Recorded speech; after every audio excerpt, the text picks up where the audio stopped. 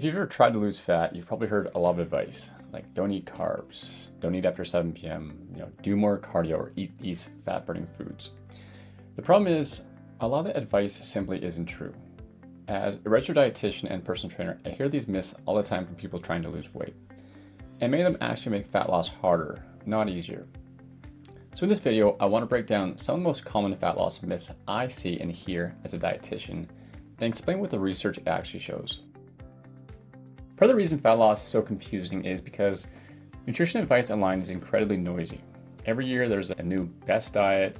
One expert says to cut carbs, or another one says to cut fat, and someone else says fasting is the answer. And when you hear enough conflicting advice, it becomes really hard to know what actually matters. This is where a lot of myths start to spread. Nutrition myths tend to spread because they're simple and appealing. Things like carbs make you fat. Just stop eating after dinner. Drink this and boost your metabolism. These ideas sound simple and actionable, so people repeat them. But when we actually look at the research, many of these claims fall apart pretty quickly. So let's look at a few of the most common ones. The first one being carbs make you fat. This is probably one of the bigger myths, that carbohydrates are the main cause of weight gain. The idea became popular from low carb diets like the ketogenic diet. And while some people do lose weight on low carb diets, it's not because carbs are uniquely fattening. It's because those diets often reduce overall calorie intake, which results in that fat loss and weight gain over time. What research actually shows is that it doesn't really matter the type of diet per se, is the diet that you can stick with. So there was a large study called the Diet Fits trial from Stanford. And what they did was researchers followed over 600 people for an entire year. One group followed a healthy low-fat diet, and then the other group followed a healthy low-carb diet. And after 12 months, both groups lost about the same amount of weight. So the big takeaway was that the specific diet mattered much less than whatever people could stick to for a long time and be consistent with. So another myth is eating late causes weight gain. And you've probably heard maybe friends or family saying you shouldn't eat after 7 p.m., but your body doesn't suddenly store food as fat just because the clock hits a certain time. What matters much more is how many calories you eat over the day. So someone could eat most of their calories early in the day or later in the evening and still lose weight if they're in a caloric deficit for that day. Another myth is that there are such things as fat-burning foods. You might see claims like eat grapefruit or drink green tea or add this supplement to boost your metabolism. While some foods can slightly increase calorie burn, the effects are usually very small. There isn't any food that will magically melt body fat on its own. Fat loss still comes down to this overall energy balance and sustainable habits. Exercise is extremely important for health. It improves your cardiovascular fitness, muscle strength, and overall well-being. But exercise alone often doesn't lead to large amounts of weight loss.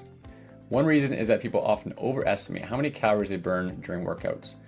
And sometimes exercise can even increase appetite, which can offset the calories burned after the fact.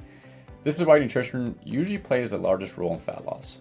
Another myth is something called starvation mode. The idea is that if you eat too little, your body completely stops burning fat. In reality, metabolism can adapt and slightly change your dieting, but fat loss still occurs when someone maintains a calorie deficit. The real challenge is that dieting often increases hunger, which can make it harder to maintain that deficit over time. So when it comes to this whole metabolism fighting back, you want to make sure your deficit is not too big, because that's when your metabolism fight backs the most. When we step back from all these myths, fat loss actually becomes much simpler. Instead of chasing specific diets or tricks, it helps to focus on a few key principles. First is caloric balance, second is hunger management, and third is sustainability. And two nutrients that make this whole process a lot easier is protein and fiber. Think of them as kind of like your hunger management tools. Protein helps increase fullness and supports muscle during weight loss, so you don't lose muscle in the whole process. And then fiber slows down digestion and helps you feel satisfied after meals. Together, they make dieting significantly easier to sustain long term.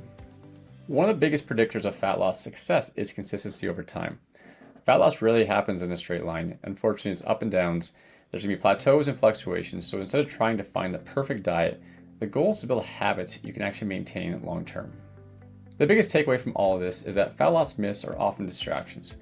Success doesn't come from avoiding carbs or finding some magic food. It comes from understanding the basic principles of energy balance, hunger management, and sustainable habits. If you found this helpful and want a step-by-step way to apply these principles to your own diet, I've created a free course called Fat Loss Fundamentals. It walks you through the science of fat loss and shows you how to apply these ideas in a practical way. You can find the link in the description below, and if you enjoy evidence-based nutrition content like this, feel free to subscribe for more videos.